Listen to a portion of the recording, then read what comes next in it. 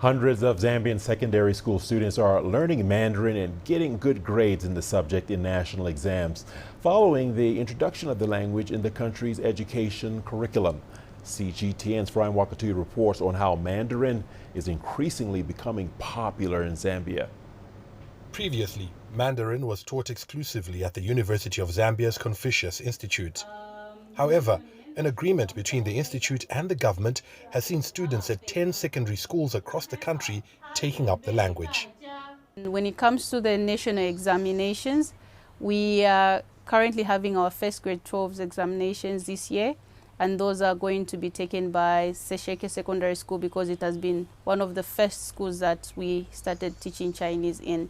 And so far the performance has been very good, even as far as 95% pass mark rate in the national exams.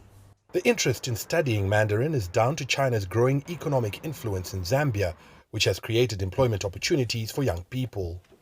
Because I've learned Chinese language, it will give me an opportunity to teach and to translate Chinese language. The exposure goes beyond learning to speak, read and write Mandarin. I've learned a lot. Apart from the language itself, there is a cultural aspect of the Chinese and how they conduct themselves in and out of business, how the families relate, and some of the important culture or customs that the Chinese have. Authorities plan to reach even more learners. Wherever we go, we receive letters. Can we introduce Chinese here?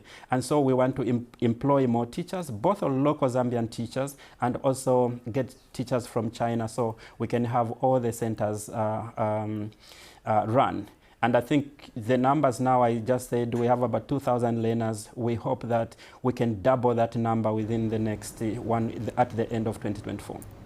Next year marks the 60th anniversary of diplomatic ties between Zambia and China. The Confucius Institute will publish a commemorative book documenting the relations, which now include linguistics as an essential element of the growing ties between the two countries. Brian Wakatu, CGTN.